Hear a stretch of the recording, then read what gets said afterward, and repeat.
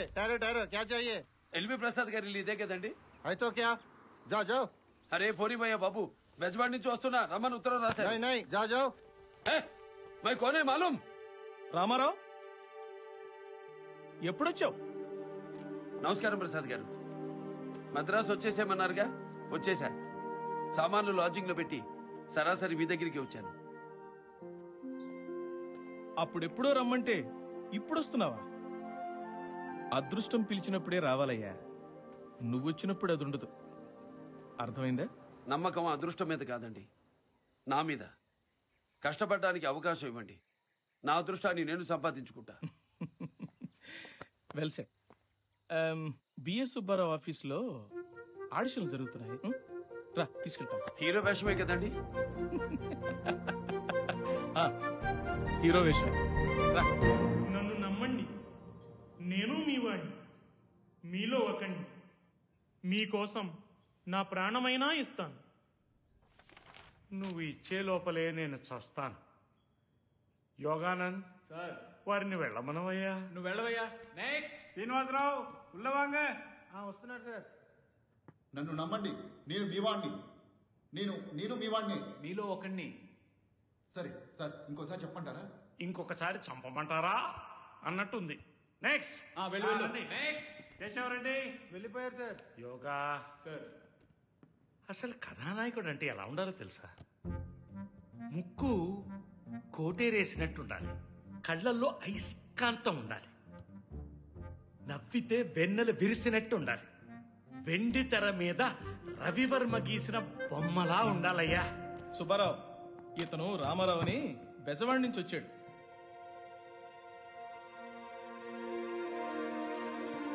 Sub registrar ఉద్యోగం వదులుకుని మరి నువ్వు ఆడిషన్ చేస్తే పారితోషికం 116, ప్రయాణం 100 రూపాయలు, సినిమా పేరు పల్లెటూరు పిల్ల, నీ పేరు జయంత్, యోగానంద్ స్క్రిప్ట్ ఇచ్చాయి। అదేంటి సుబ్బారావు, ఆడిషన్ చేయకుండానే బుక్ చేసుకుంటున్నావు? భలే వారి ప్రసాద్ గారు, నేను హీరో వేషం కోసం ఆర్టిస్ట్ వెతుకుతుంటే మీరు సరాసరి హీరోని తీసుకొచ్చారు। ఆ ఆడిషన్ ఏదో నేను చేస్తానండి। పెసవాడలో నీ నాటకం చూశానయ్యా, ఇప్పుడు నా కథానాయకుడికి ఫోటోషూట్ చేస్తాను। రవయ్య, రామారావు నీకు మళ్ళీ చెప్తున్నాను, నీ పారితోషికం 1116, ప్రయాణానికి 100 రూపాయలు। మీ మేలు మర్చిపోలేనండి। రామారావు, సినిమాకి నిన్ను పరిచయం చేస్తోంది నేనయ్యా। నీకితన్ని పరిచయం చేసింది కూడా నేనే లేవయ్యా। రామారావు, ఓ పంచి, నా మనదేశం సినిమాలో చిన్న వేషం ఉంది, అచ్చే కెమెరా అలవాటు అవుతుంది। కరెక్ట్ ప్రసాద్ గారు, ఇదిగో జయంత్ చేవయ్యా, కెమెరా అలవాటు ఉంటుంది, చెయ్యి అలాగే।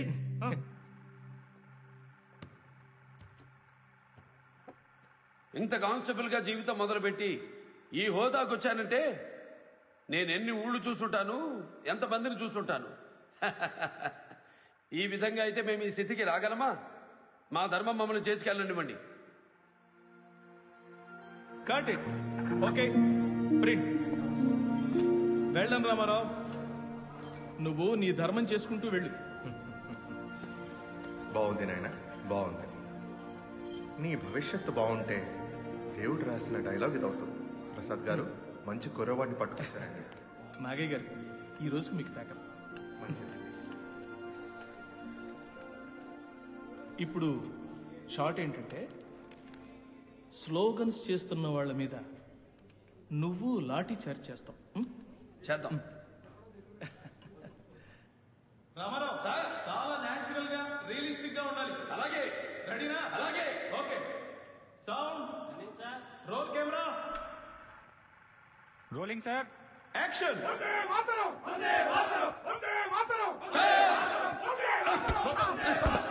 ఏంట్రా ఇంకా ఎక్కడ నిలబడ్డారు? వెళ్ళమంటే అర్థం కాదు, వెళ్ళండి। చెప్తే అర్థం కాదు, వెళ్ళండి, రామారావు, రామారావు, వెళ్ళండి।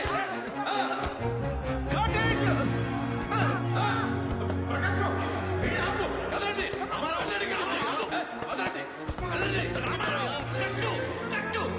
కట్టన్నారయ్యా। కట్ట కొట్టు అన్నట్టుంది। మరి అంత ఇన్వాల్వ్మెంట్ ఏమిటో, వీపులు వాతలు తేలిపోతేను? బ్రదరు, నేను మర్డర్ సీన్ చేయమంటే నిజంగా మర్డర్ చేసేట్టున్నావు। క్షమించండి, నేను తెలిసి చేసింది కాదు, మీరు న్యాచురల్ గా రియలిస్టిక్ గా ఉండాలన్నారు కదా అని. అలా అని బాధి పారేస్తావా?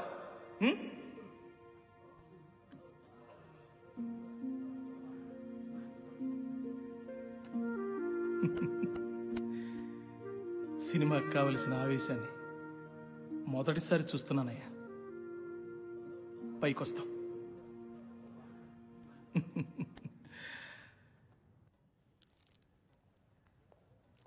అయ్యా ఎల్వి ప్రసాద్ సార్ అని పారు. నమస్కారం అండి. నేను రామారావు. 7 కలవమని ప్రసాద్ గారు చెప్పారు.